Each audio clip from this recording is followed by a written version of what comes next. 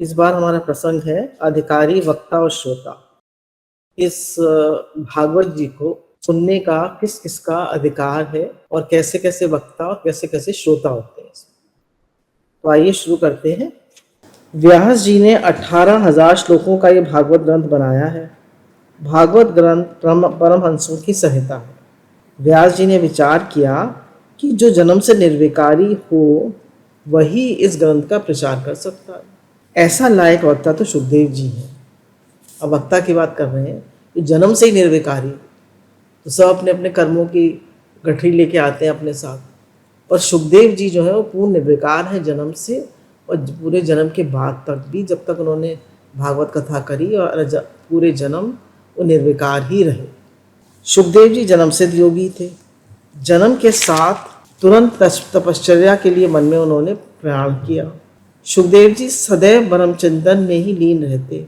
व्यास जी ने सोचा कि जब सुखदेव जी वन से घर में आ जाएं तो उन्हें भागवत शास्त्र पढ़ाऊंगा।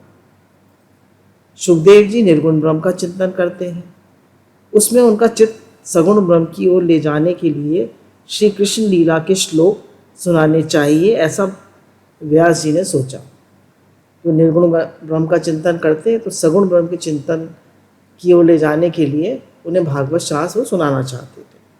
व्यास जी के शिष्य जब वन में विधा आदि लेने जाते तब व्यास जी के पढ़ाए हुए श्लोक गाते। व्यास जी ने चतुराई से शिष्यों को उसी वन में भेजा जहाँ सुखदेव जी समाधि में लीन थे। सुखदेव जी के चित्त को आकर्षित करने के लिए शिष्यों ने श्लोक गाना शुरू किया। सुखदेव जी स्नान संध्या करके समाधि में बैठने की तैयारी कर ही रहे थे कि शिष्यों का गान शुरू हो गया। वरहा पीड़म नटवर वपु कर्ण्यो कर्ण कार्यकम विव्रत वासा कनक कपिशम वैजंती च मालम रंध्राण वेणु रधर सुध्या पुरयन गोप वृंदा वृंदारण्यम सपद रवणम प्रविशद गीत कीर्ति। श्री कृष्ण गोप बालकों के साथ वृंदावन में प्रवेश कर रहे हैं। मस्तक पर मोर मुकुट है, कान में कर्णकार के पीले पुष्प धारण किए हैं, वो थे ना अमलताश, एक में अमलताश का वो लटक रहा है, एक कान में गुच्छा, एक में आम का बौर का लटक रहा है। पीताम्बर धारण किया हुआ है, शरीर पे पीताम्बर पहना है और गले में वैजयंती माला पहनी है। जैसे नट जैसा वेश बनाया है। बांसुरी छिद्रों से अधरामृत भर रहे हैं, बांसुरी बजा रहे हैं। पीछे पीछे गोप बालक कृष्ण कीर्ति का गायन कर रहे हैं। ये वृंदावन धाम श्री कृष्ण के चरण चिन्हों से सुशोभित है। सुखदेव जी ने ये श्लोक सुना। सुखदेव जी को ध्यान में अति आनंद आया। कन्हैया की सुंदर नैन मनोहर मूर्ति हृदय में प्रकट हुई। सुनते ही कन्हैया की सुंदर मूर्ति, एक कान में पीला मलताश का फूल, एक कान में आम का बौर, पीताम्बर पहने हुए और सर पे मोर मुकुट का मुकुट, होठों पे बांसुरी, कितने सुंदर लग रहे हैं कन्हैया। तो उनका ये रूप का वर्णन सुन के सुखदेव मुनि के हृदय में ये छवि छप गई। सुखदेव जी को ध्यान में अति आनंद आया। कन्हैया की सुंदर नैन मनोहर मूर्ति प्रकट हो गई। सुखदेव जी को कन्हैया की बांसुरी की स्वर सुनाई देने लगे। अब बताइए, कन्हैया की बांसुरी के स्वर सुनाई देने लगे क्योंकि उनकी इतनी ध्यान समाधि, उनका ध्यान इतना एकाग्र था। उन्होंने निश्चय किया कि अब मैं निराकार ब्रह्म का चिंतन नहीं करूँगा, अब मैं सगुण ब्रह्म का चिंतन करूँगा। निराकार ब्रह्म का ध्यान ही योग है, उत्तम है। मैं तो सब कुछ त्याग कर बैठा हूँ, कन्हैया सब कुछ मांगेगा। और कहने फिर सोच रहे मैं निर्गुण निराकार का ध्यान करूँगा। अब कन्हैया तो सब कुछ मांगेगा, माखन मिष्टी मांगेगा, कभी कुछ मांगेगा, मैं कहाँ से लाऊंगा। मैंने तो लंगोट छोड़ दिया है। सुखदेव जी दुविधा में पड़ गए, निराकार का ध्यान करेंगे साकार का। उसी समय व्यास जी के शिष्यों ने एक अन्य श्लोक गान शुरू किया। अहो, स्तन में विष भरकर मारने की इच्छा से जिस दुष्ट पूतना ने उनको दूध पिलाया था, उस पूतना को भी उन्होंने सद्गति दी। ऐसे भगवान श्री कृष्ण के सिवाय दूसरा कौन दयालु हो सकता है। उनकी शरण ग्रहण की जाए। श्री कृष्ण की अलौकिक दया का वर्णन व्यास जी ने इस श्लोक में किया है। बोलिए हमारे कृष्ण कन्हैया लाल की जय। कि जो अपने स्तन में विष लगाकर भी कन्हैया को मारने आई है, उन्होंने उसको भी सदगति दे दी, उसको भी माता की गति दे दी। श्री कृष्ण ने विष देने वाली पूतना को भी यशोदा माता के समान सदगति दी। बताइए, महाभारत में कथा आती है, भीष्म पितामह ने कुरुक्षेत्र में युद्ध में श्री कृष्ण को जब बाण मारे थे, तब भी भीष्म पितामह के मरण के समय श्री कृष्ण के समक्ष आए थे। श्री कृष्ण तो बाण मारने वाले से भी प्रेम रखते हैं, विष पिलाने वाले से भी प्रेम रखते हैं। श्री कृष्ण तो बाण मारने वाले से भी प्रेम रखते हैं, विष पिलाने वाले से भी प्रेम रखते हैं। श्री कृष्ण माखन मिश्री तो क्या, किसी वस्तु की भी जरूरत नहीं है। वे तो मांगते हैं प्रेम, मन का शुद्ध प्रेम। भगवान को कुछ नहीं चाहिए, सिर्फ हमारा हृदय चाहिए, हमारा प्रेम चाहिए। पदार्थ से जो प्रसन्न हो वह जीव, और प्रेम से जो प्रसन्न हो वो ईश्वर। तो भगवान किससे प्रसन्न होते हैं? हमारे निष्काम प्रेम से। उन्हें हमसे कुछ नहीं चाहिए। सुखदेव जी के मन में आशंका थी कि कन्हैया जब मांगेगा तो मैं क्या दूंगा। इस श्लोक से सुखदेव के मन में समाधान हुआ। सुखदेव जी ने व्यास जी के शिष्यों को बुलाकर पूछा, आप कौन हैं? आप जिन श्लोकों का गान कर रहे हैं वे श्लोक किसने रचे हैं? शिष्यों ने कहा, हम व्यास जी के शिष्य हैं।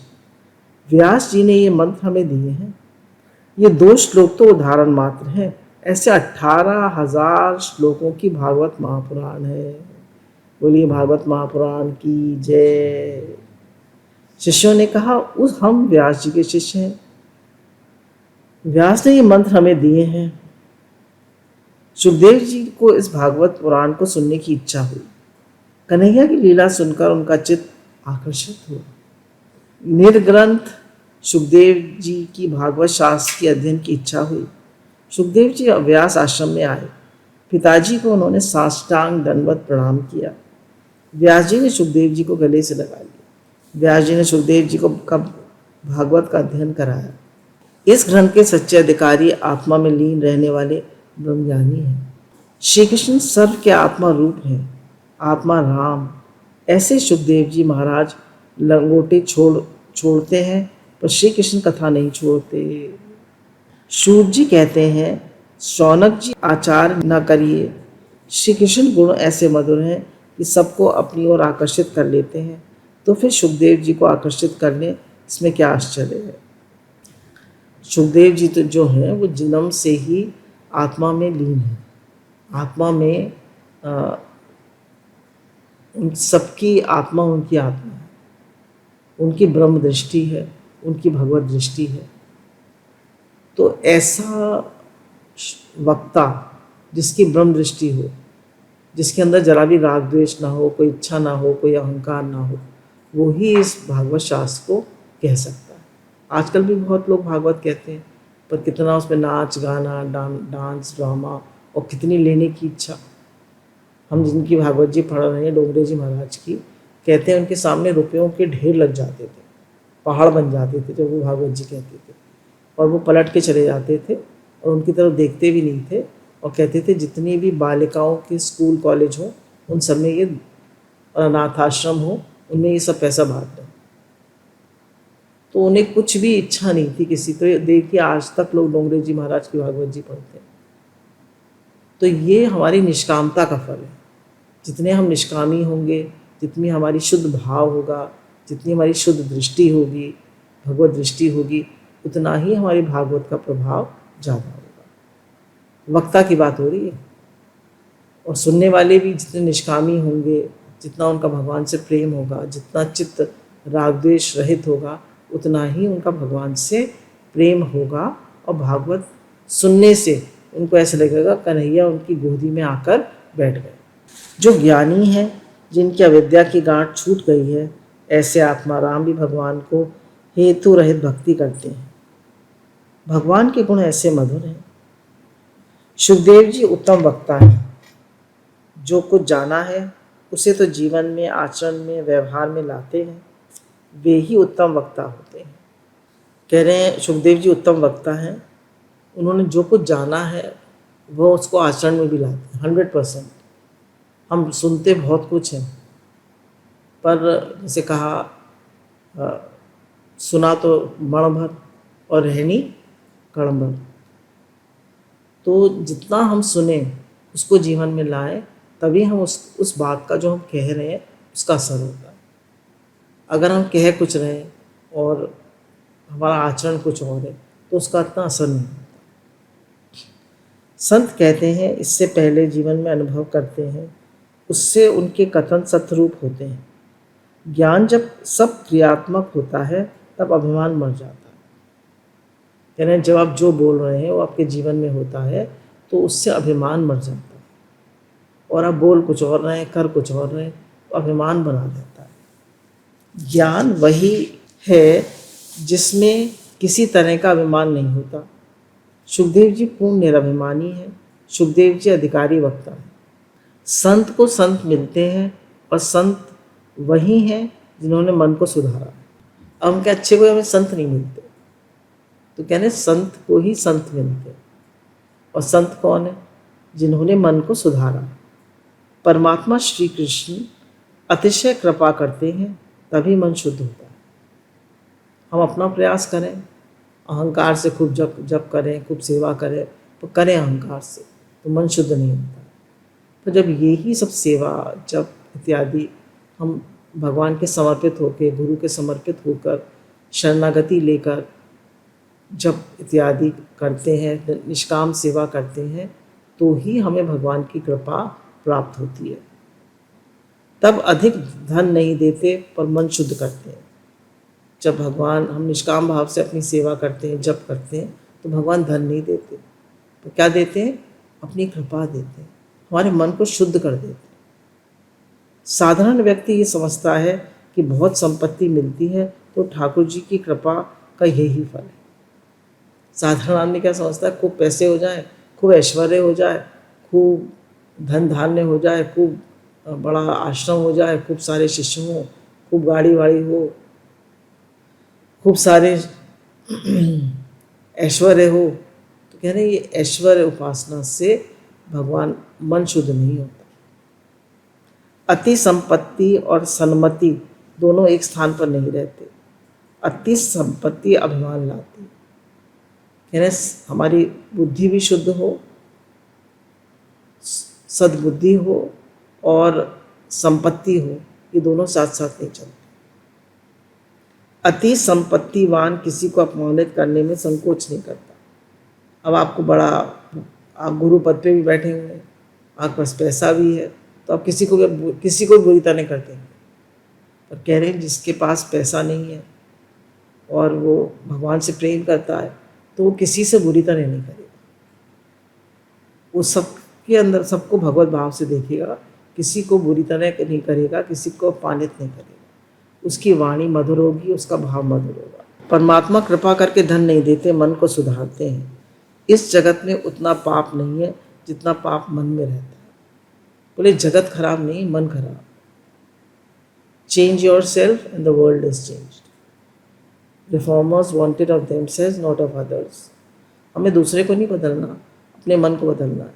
बोले जो पिंडे सो ब्रह्मांडे, जो हमारे मन में है वही हमें बाहर नजर आएगा, और जो मन में नहीं है वो बाहर नजर नहीं आएगा।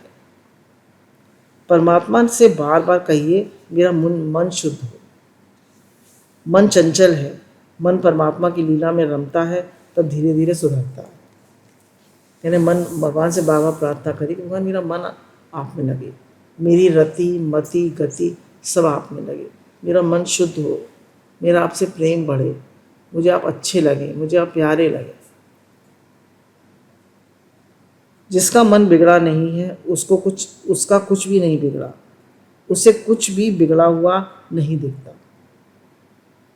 जिसका मन बिगड़ा हुआ नहीं है उसे कुछ बिगड़ा हुआ दिखता ही नहीं है।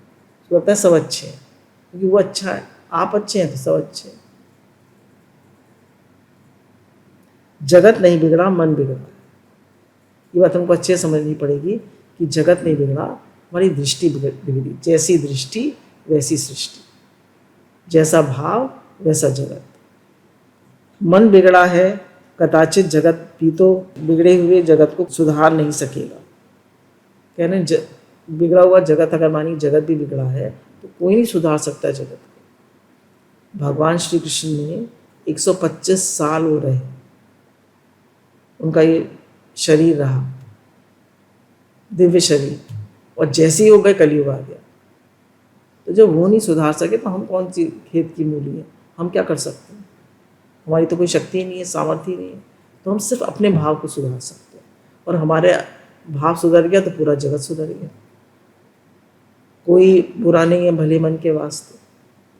जिनका मन अत्यंत शुद्ध है उसे सर में परमात्मा का अनुभव होता है। जो मन को सुधार लेता है वह महान बनता है। मन भयभीत है, उसे भय लगता है, तभी वह सुधरता है। साधारण मानव को भय लगता है तब उसके पाप छूटते हैं। मानव को भय लगता है तभी वह भगवान की भक्ति करता है।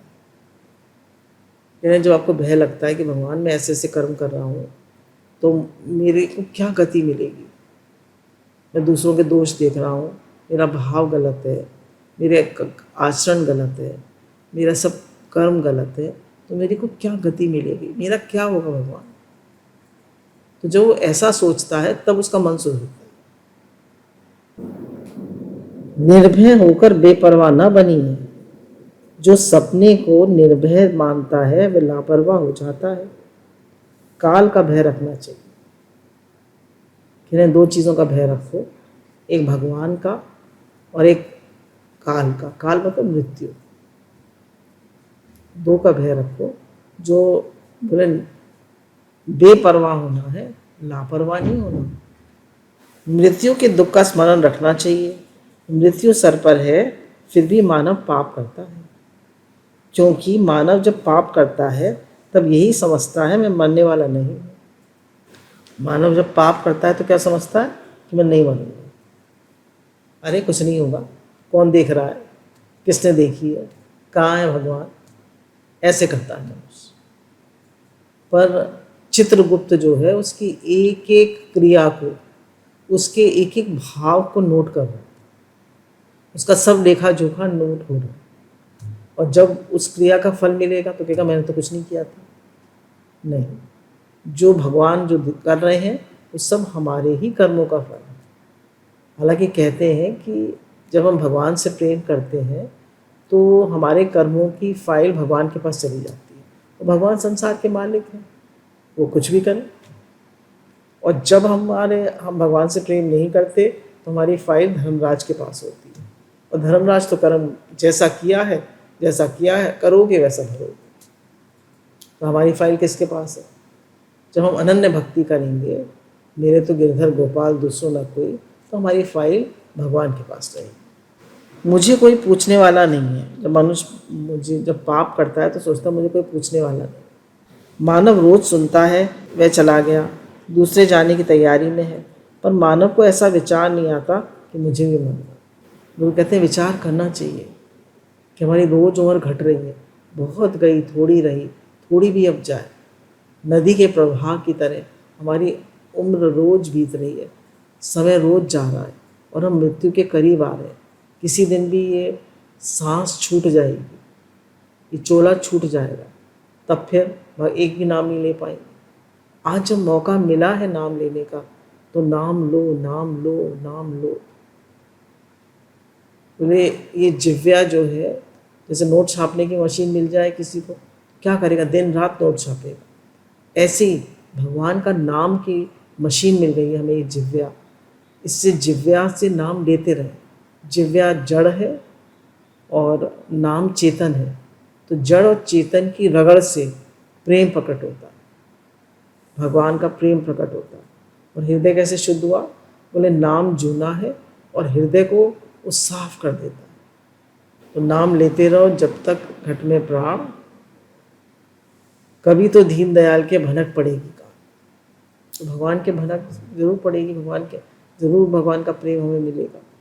हम चाहें तो उनका प्रेम, और अनन्य भक्ति चाहिए। मेरे तो गिरधर गोपाल दूसरा ना कोई और चाहना ना हो मन में।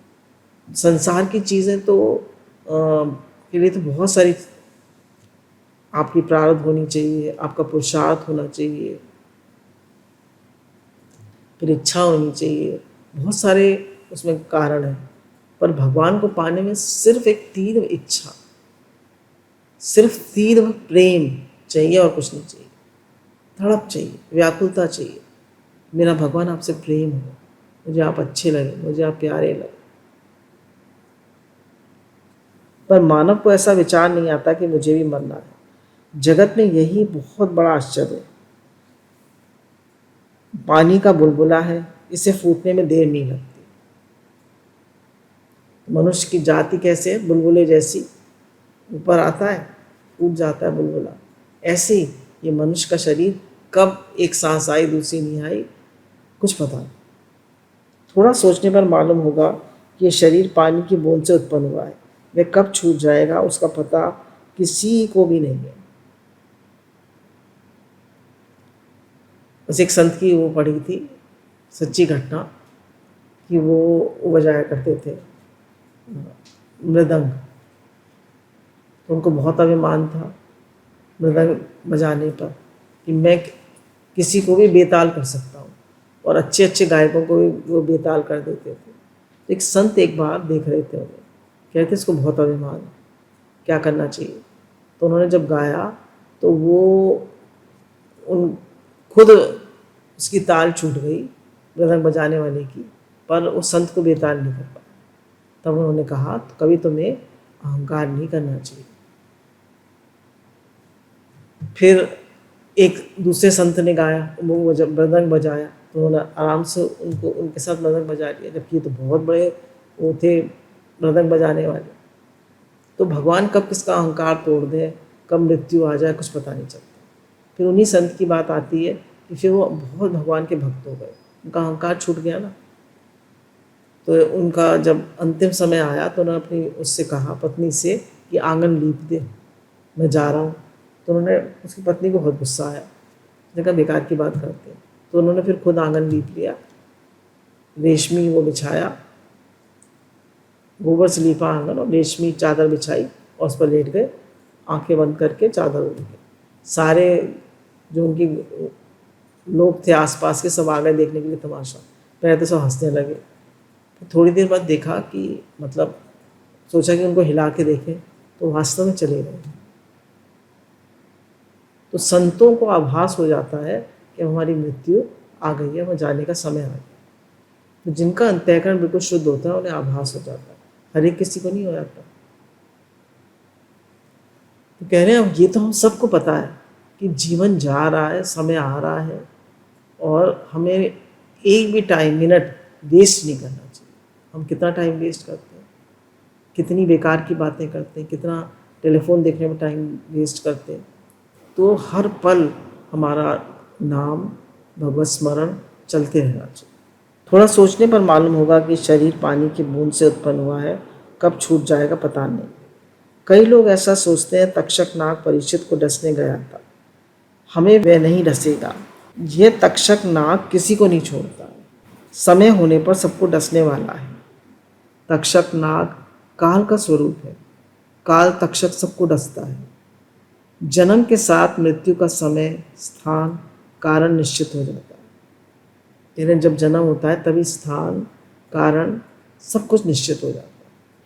अमुक कारण से अमुक स्थान में अमुक समय पर शरीर गिर पड़ेगा, अमुक समय पर अमुक स्थान में अमुक कारण से ये शरीर गिर पड़ेगा। मृत्यु के भय का स्मरण मन में रखिए, मन को भय लगेगा तो पाप छूटेगा। कहीं एक दिन ये शरीर छूटेगा, ये बार बार याद करेंगे भगवान को और मृत्यु को हमेशा याद रखें, तो ये शरीर, तो मनुष्य पाप नहीं करेगा। ऐसा सुना है कि जिसे फांसी की सज़ा होती है उसे फांसी देने से 2 घंटे पूर्व सरकार द्वारा पूछा जाता है कि तुम्हारी क्या इच्छा है, तुम्हें कुछ मिठाई खाने की इच्छा है, तुम्हें कुछ किसी से मिलने की इच्छा है। जिस मानव को पता है कि 2 घंटे बाद मुझे फांसी की सज़ा मिलेगी, मैं मरने वाला हूँ, वे भीतर से इतना घबराया हुआ होता है कि उसे मदर मिठाई दो तो उसको खाने की इच्छा ही नहीं होती। कल उनकी वो पढ़ रहे थे कि 12 घंटे पहले भगत सिंह को क्या फील हो रहा था 12 घंटे मृत्यु से पहले। तो वो तो एकदम शांत थे, एकदम प्रसन्न थे। और उनको लोगों ने कहा कि आप तो छूट सकते थे जेल से, आप तो अपनी खुद पैरवी कर सकते थे उसमें अदालत में। तो उन्होंने कहा नहीं, मुझे देश के लिए बलिदान होना है, ताकि लोगों में जो ये आज़ादी का जो नारा लग रहा है वो और तेज़ हो। तो उनके अंदर बिल्कुल डर नहीं था, ना उन्हें कुछ चाहना थी। उनका जो कमरा जिसमें वो कोठरी उन्हें मिली थी वो 5 फीट 10 इंच के थे। तो उसमें ना तो फर्श था, तो घास उगी हुई थी, और इतनी जगह थी बस वो लेट सके। पर उन्हें कुछ भी नहीं चाहिए। तो उनके साथी सुखदेव और भगत सिंह और एक और थे। तो ये तीनों जब जेल से बाहर उन्हें निकाला गया, उनका वज़न नापा गया, तो उनका वज़न बढ़ गया था। सोचिए, जिसको पता है कि मुझे फांसी लग रही है, वो इतने निश्चिंत थे, इतने निर्भय थे। फिर जैसे वो जेल से निकले, तीनों ने मिलकर आज़ादी का गाना गाया, और वो इनकलाब जिंदाबाद कहते हुए निकले। इतनी ज़ोर ज़ोर से उन्होंने बोला इनकलाब जिंदाबाद कि पूरा जो जेल था उससे गूंजने लगा। तो जो देशभक्त होते हैं कितने निर्भय होते हैं, ऐसे ही जो भगवान के भक्त होते हैं वो भी निर्भय होते हैं। तो जब वो बाहर निकले, तो जब उनको फांसी लगाई गई, तो इतनी जोर से उन्होंने इनकलाब जिंदाबाद बोला, इनकलाब जिंदाबाद इतनी जोर से बोला कि जो वहाँ के वो थे, वहाँ के सुपरिटेंडेंट थे जो जेल के, उनका भी दिल दहल गया। उन्हें मैंने इतने लोगों को मरते हुए देखा, इतने लोगों को फांसी लगते हुए देखा, पर ऐसा निर्भय और जोश वाला व्यक्ति मैंने कभी नहीं देखा। इससे मन विषय में जाने की इच्छा नहीं करता। जब मन पाप करने लगे तो उससे कहिए तुम्हें मरना है, तुम्हें मार पड़ेगी। जब मनुष्य गलत काम करे तो उससे बोलो तुम्हें मरना है, तुम्हें मार पड़ेगी, तुम्हें पाप का दंड भोगना पड़ेगा। जैसे कह रहे हैं मृत्यु के समय किसी को मिठाई खाओ तो नहीं खाएगा, कि उनसे अच्छी नहीं लगेगी। तो उसे पता है कि मुझे मेरे कर्म की सज़ा मिलेगी, तो वो फिर गलत काम नहीं करेगा। तुम बहुत दुखी होगे, खराब विचार क्यों करते हो, तुम पाप क्यों कर रहे हो? पाप करके कोई सुखी नहीं हुआ। यानी गलत काम करके, गलत भाव रख के, गलत विचार करके कोई सुखी नहीं हुआ। इसके लिए किसी के लिए गलत भाव मत रखो, किसी के लिए गलत विचार मत करो, सबके लिए शुद्ध भाव, भगवत भाव रखो। सर्वे भवन्तु सुखिनः, सर्वे सन्तु निरामया, सर्वे भद्राणि पश्यन्तु माँ कश्चित् दुःख भाव भवेत्। सबका भला हो, सबका भला हो, सबका कल्याण हो, सबका कल्याण हो, सब निरोग हो, सब भगवान में लगे। हे नाथ, हे नाथ, आपको कभी भूलूं नहीं। आज कोई पाप करके पैसा कमा लेता है, पर अंधकार में उसकी क्या स्थिति होती है। हे नाथ, तुम्हारे मन को और कोई नहीं सुधार सकता, अपने मन को तुम्हें ही सुधारना पड़ेगा। कह रहे अपने मन को, तुम्हारे मन को कोई नहीं सुधार सकता, तुम्हें ही सुधारना पड़ेगा अपने मन। भगवान की कृपा से ही सुधरेगा, नाम जप से सुधरेगा, भगवान से प्रार्थना से सुधरेगा, मन दैन्य से सुधरेगा। अन्य किसी को नहीं दिख पड़ता, तुम्हें ही दिखाई पड़ता है। अपने मन के आप ही गुरु बनिए। जिन्होंने अपना मन सुधार लिया वे संत हैं। मन को सुधारिए। खैर, जिन्होंने अपने मन को सुधार लिया वे संत हैं। जिन्हें कोई बुरा नहीं नजर आता, कोई गलत नहीं नजर आता, वे संत। कोई बुरा नहीं है भले मन के वास्ते। बुरा देखन जो मैं चला, बुरा न मिलिया कोई, जो दिल खोजा अपना तो मुझसे बुरा न। कोई बुरा नहीं है भले मन के वास्ते। इसलिए हमें अपने मन को सुधारना है। आप भी संत होंगे। जिसका अधिकार सिद्ध होता है उसे संत मिलते हैं। मनुष्य संत बनता है तब उसे संत मिलते हैं। संत के सद्गुण जीवन में उतारिए। कह रहे हैं जो भगवान से प्रेम करते हैं, जो निष्कामी हैं, ऐसे संत से मिलिए और उनके गुणों को अपने जीवन में उतारिए। आप संत होंगे तब संत को संत मिलेंगे। दुर्जन के घर संत तुरंत नहीं जाते। आप कभी जाते भी हैं तो दुर्जन के संत के प्रति श्रद्धा होती नहीं, वह संत को पहचान ही नहीं सकता। कह रहे दुर्जन की कभी संत के प्रति श्रद्धा नहीं होती। तो गुरु नानक साहब गए गुरु नानक साहब को एक बहुत बड़े सेठ ने बुलाया था खाने पर, तो उन्होंने कहा कि भाई, उन्होंने मना कर दिया। लोगों ने कहा क्यों नहीं जा रहे, तो उन्होंने उसकी रोटी निचोड़ के दिखाई, उससे खून निकला। फिर एक बढ़ई था, उसने बुलाया, तो उन्होंने जब उसकी रोटी निचोड़ी तो उसमें से दूध निकला। उन्होंने कहा सेठ जो है इसकी पाप की कमाई है, उसमें से खून निकला, और जो बढ़ई है इसकी रोटी की शुद्ध कमाई है, प्रेम की कमाई है, उसमें से दूध निकला। तो संत लोग पापी के यहाँ कभी नहीं जाते। संत ही संत को पहचान सकते हैं। भागवत कथा करने वाले वक्ता और कथा श्रवण करने वाले श्रोता संत बनते हैं।